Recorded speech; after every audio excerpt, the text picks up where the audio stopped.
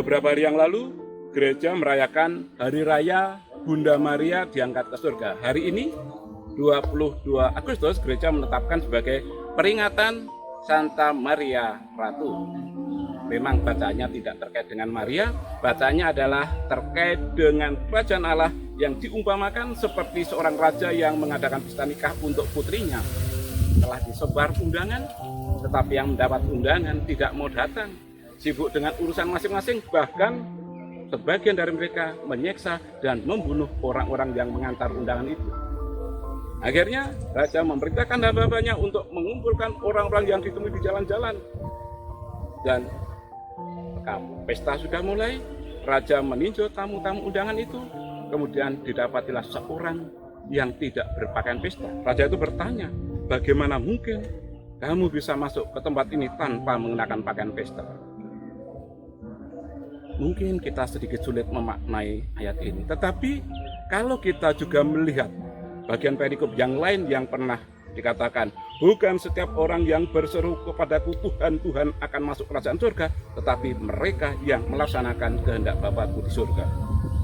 Dalam surat Yakobus misalnya, iman tanpa perbuatan pada hakikatnya mati. Maka di bagian perikop yang dibacakan kepada kita hari ini, Yesus juga bersabda, memang banyak yang dipanggil, tetapi sedikitlah yang dipilih. Awalnya keselamatan itu hanya untuk bangsa terpilih, orang-orang Yahudi, tapi mereka justru sering menolak Tuhan. Maka keselamatan juga diberikan kepada segala bangsa. Kita yang bukan orang-orang Yahudi juga berhak mendapat keselamatan itu. Akhirnya kita sudah menerima pembaptisan. Tetapi tidak setiap orang yang sudah dibaptis akan langsung otomatis berhak mendapat kerajaan surga. Apakah kita juga sudah mengenakan pakaian pesta? Pakaian pestanya apa?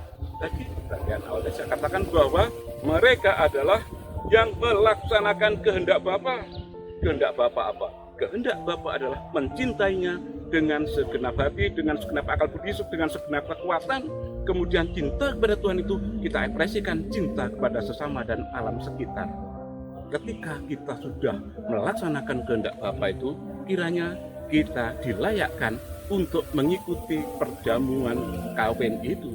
Tetapi ketika kita hanya membanggakan rahmat pembaptisan tanpa melengkapi dengan pakaian pesta, tidak mau melaksanakan kehendak Bapa, kita hidup masih menurut kedagingan saja. Jangan-jangan raja yang berkeliling itu menunjukkan tangannya, bagaimana mungkin engkau bisa masuk ke tempat ini tanpa mengenakan pakaian pesta? Jangan-jangan itu ditujukan kepada saya. Mari senantiasa mengenakan pakaian pesta dengan setia melaksanakan kehendak Bapa, supaya kita sungguh boleh mengikuti perjamuan kawin itu dan dilayakkan untuk menerima rahmat dari Sang Raja. Masa remaja, masa yang labil, pantas saja suka berselisih. Memang banyaklah orang yang dipanggil, tetapi memang hanya sedikit yang dipilih. Akhirnya dari Taman Doa di Gua Maria Posarang Kediri, kembali saya sampaikan. Salam pijar kasih.